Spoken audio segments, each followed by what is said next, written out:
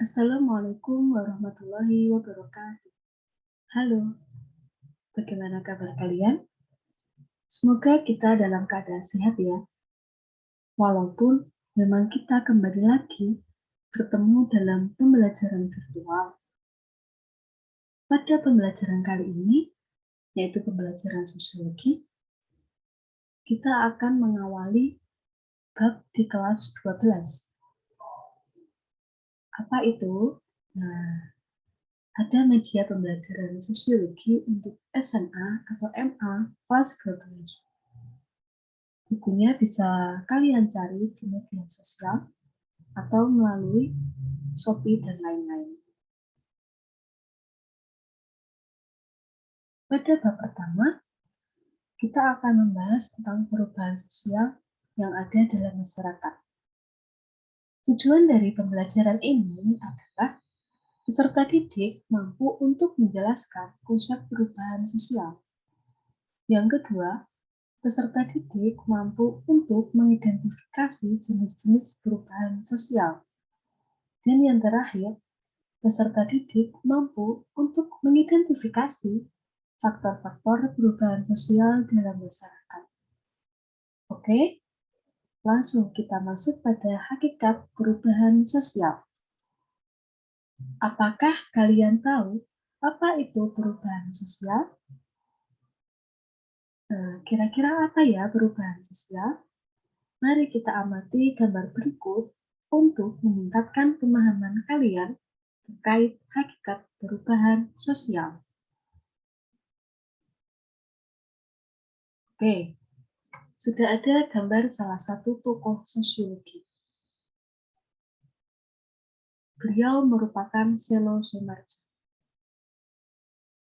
Dalam hakikatnya, perubahan sosial menurut Sello Soemarjo yaitu perubahan yang terjadi pada lembaga-lembaga kemasyarakatan di dalam suatu masyarakat yang mempengaruhi nilai sosial, termasuk dalam sikap, perilaku, di antaranya kelompok-kelompok dalam masyarakat. Nah, perubahan di sini masuk dalam semua lingkup yang ada dalam kehidupan masyarakat.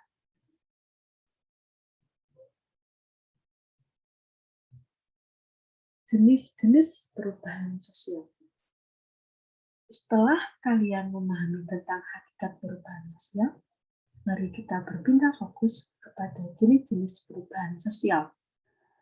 Bentuk-bentuk perubahan sosial ada beberapa jenis. Yang pertama ada perubahan cepat dan perubahan lambat.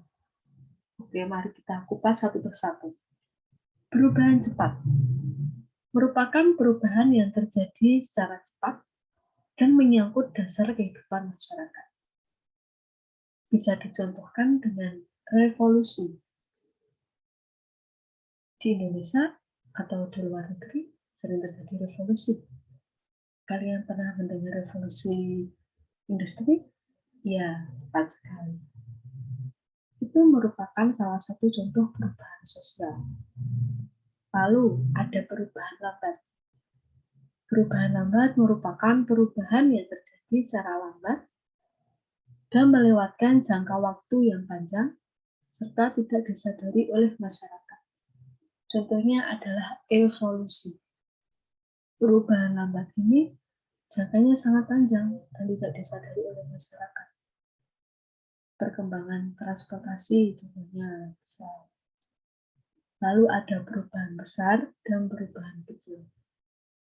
Perubahan besar merupakan perubahan yang memiliki pengaruh besar karena merubah lembaga-lembaga masyarakat. Contohnya, pada sistem pendidikan di Indonesia. Sistem kurikulum pendidikan sudah berganti berapa kali. Itu merupakan perubahan besar dan merubah lembaga-lembaga masyarakat. Jadi di lembaga kependidikan itu berubah ketika sistem pendidikannya berubah. Saat ini saja contohnya ada Merdeka Belajar atau pembelajaran daring. Itu merupakan salah satu contoh perubahan sistem pendidikan. Lalu ada perubahan kecil, yaitu perubahan yang tidak membawa pengaruh atau perubahan berarti di masyarakat. Contohnya biasanya terjadi pada setiap individu. Perubahan gaya bahasa, perubahan gaya berpakaian, perubahan gaya bicara, yaitu perubahan-perubahan kecil yang terjadi pada individu, tapi tidak membawa pengaruh besar atau pengaruh berarti pada masyarakat lain. Ada juga perubahan yang direncanakan. Perubahan yang direncanakan merupakan perubahan yang direncanakan oleh pihak-pihak tertentu. Jadi, perubahan ini sudah dirancang sedemikian rupa untuk mencapai suatu tujuan tertentu dari adanya perubahan tersebut. Salah satunya, perubahan dalam bidang alat komunikasi. Perubahan ini sudah dirancang dengan perkembangan-perkembangan Windows, perkembangan-perkembangan dari adanya item-item di komunikasi, mulai dari HP yang sekarang bisa digunakan untuk video call dan lain-lain, itu sudah direncanakan dan oleh pihak-pihak tertentu bertujuan untuk memudahkan pekerjaan-pekerjaan manusia seperti itu. Yang terakhir ada perubahan yang tidak direncanakan. Perubahan ini terjadi di luar jangkauan pengawasan masyarakat atau kemampuan manusia, sehingga menimbulkan banyak akibat sosial. Nah, salah satu contoh perubahan yang tidak direncanakan adalah gempa bumi, gunung meletus, banjir. Hal tersebut menyebabkan beberapa perubahan dalam masyarakat. Perubahan dalam hal mata pencaharian, perubahan dalam tempat tinggal, perubahan dalam tatanan kehidupan masyarakat.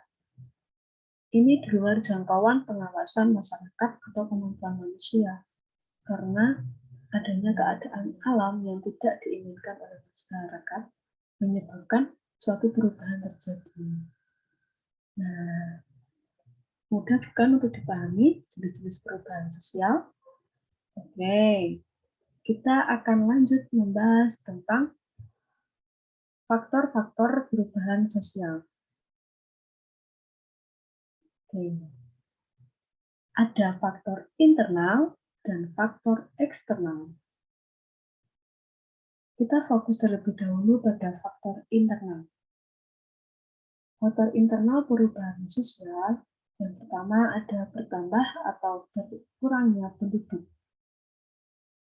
Bertambahnya penduduk mulai dari angka kelahiran yang meningkat,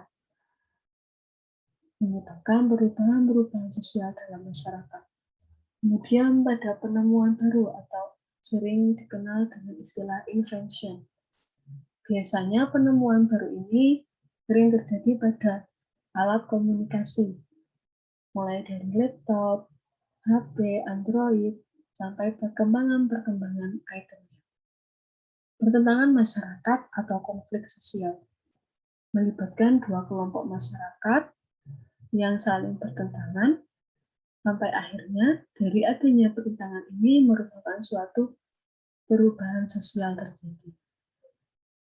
Nah, yang terakhir ada terjadinya pemberontakan atau revolusi. Jelas, adanya revolusi adalah untuk menuntut suatu perubahan yang ada dalam masyarakat. Baik itu tatanan sosialnya, tatanan kehidupannya, atau pola-pola tertentu yang ada dalam kehidupan masyarakat. Oke, lanjut pada faktor eksternal. Yang pertama ada lingkungan fisik yang ada di sekitar manusia. Lingkungan fisik ini bisa dikatakan sebagai kondisi alam dari suatu masyarakat.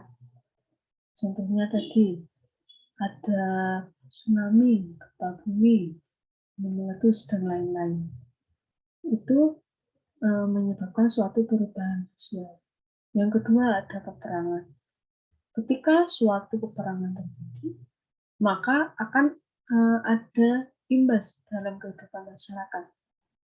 Lebih kepada yang kalah, mereka harus menaati suatu perubahan-perubahan yang dibuat oleh para pemenang atau para penguasa. Entah dalam aturannya, kebijakannya, atau dalam struktur sosialnya, seperti itu. Yang terakhir ada pengaruh kebudayaan masyarakat lain. Pengaruh kebudayaan masyarakat lain ini bisa masuk dalam suatu masyarakat melalui berbagai metode. Ada yang akulturasi, ada asimilasi, dan lain-lainnya. Oke, cukup mudah untuk dipahami kan ya? Nah, untuk menambah pemahaman kalian tentang materi yang sudah disampaikan tadi, mari kita diskusikan termasuk gambar apakah perubahan di samping. Kira-kira ada 2 gambar, termasuk apakah perubahan itu. Oke, yang pertama, ada kemacetan. Kemacetan di sini merupakan salah satu contoh perubahan yang tidak direncanakan. Karena apa? Dari perkembangan transportasi atau perubahan yang direncanakan dalam sistem transportasi menyebabkan suatu dampak, bukan hanya dampak positif, tapi dampak negatif. Nah, salah satu dampak negatifnya adalah kemacetan yang sering terjadi. Bukan hanya di kota-kota besar, saat ini kemacetan sudah masuk dalam ranah lingkup kecil, seperti kecamatan, pusat-pusat dari suatu wilayah tertentu. Ini sering terjadi kemacetan. Yang kedua, ada gambar terkait seorang petani yang membajak sawahnya menggunakan mesin traktor. Dari hal ini jelas terlihat bahwa ini merupakan suatu perubahan yang direncanakan, atau bisa juga merupakan perubahan besar, karena dari adanya penemuan mesin alat pertanian ini merubah struktur masyarakat yang awalnya menggunakan hewan untuk membajak sawah. Saat ini mereka dipermudah dengan adanya alat pembajak sawah. Oke, jadi ada 2 jenis gambar yang berbeda. Nah, lalu kita masuk pada faktor pendorong perubahan sosial. Yang pertama, ada kontak dengan kebudayaan lain. Contohnya asimilasi. Apa itu asimilasi? Ya, asimilasi merupakan percampuran antara 2 kebudayaan atau lebih dengan hilangnya kebudayaan asli.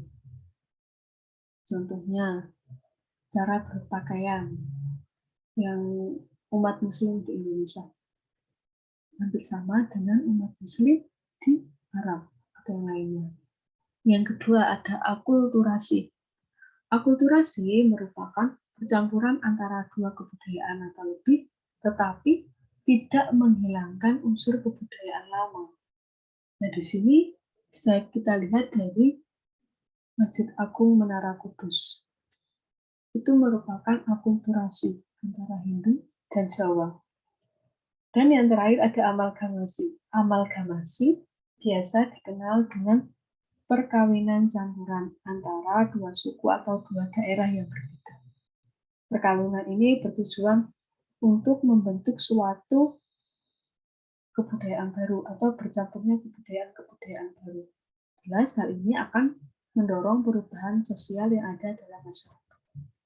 Yang kedua ada toleransi dan penduduk yang heterogen.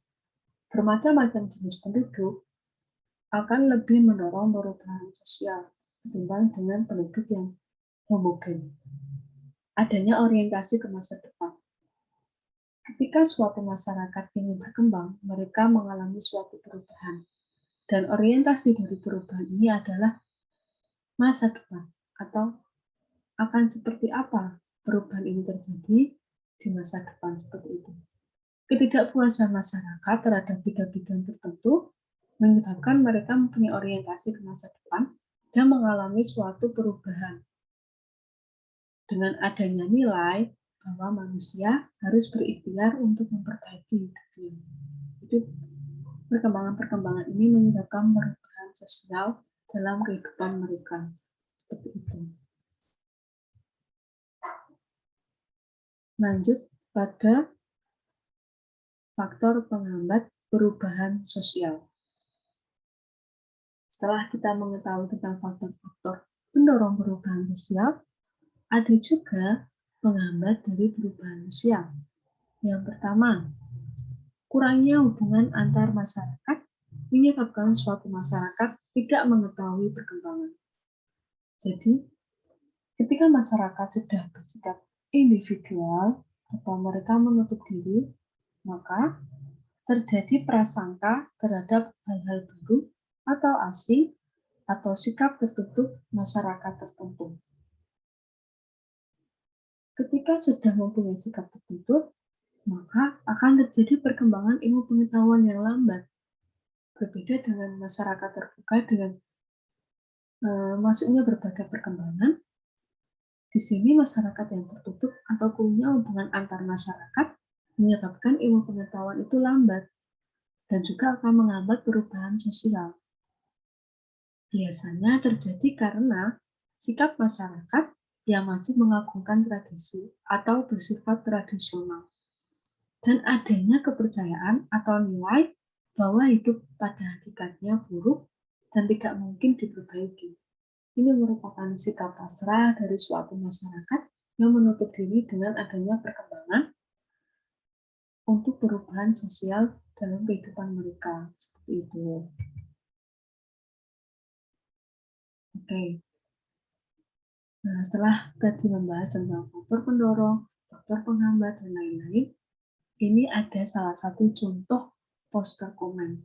Poster komen di sini membahas tentang perubahan yang saat ini terjadi.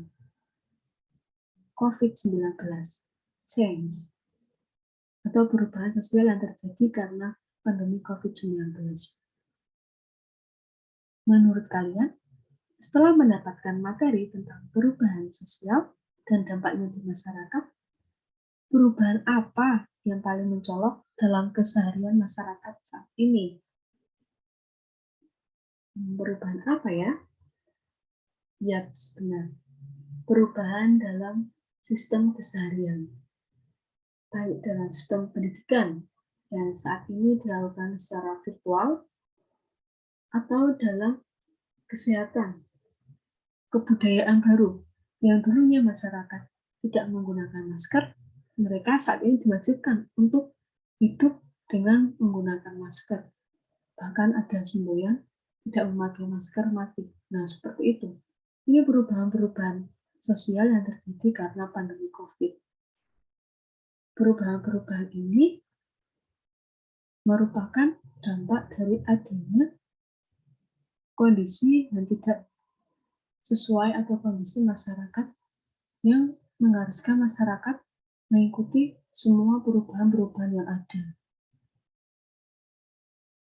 Oke, poster di samping lagi membahas tentang akulturasi dan asimilasi, yang merupakan salah satu faktor pendorong adanya perubahan sosial. Berbeda dengan biasanya, pada saat ini dengan pola kehidupan masyarakat yang baru,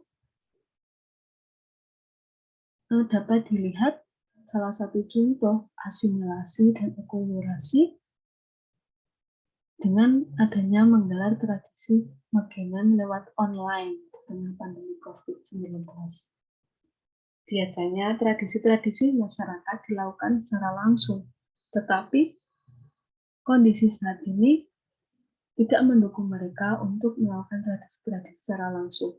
Bahkan ada larangan berkerumun. Lalu mereka melakukan akulturasi atau melakukan penyesuaian dengan perubahan-perubahan yang ada dengan memanfaatkan kecanggihan teknologi melalui menggelar tradisi lewat online. Oke, dua poster ini merupakan salah satu contoh perubahan sosial yang nyata saat ini terjadi dalam masyarakat.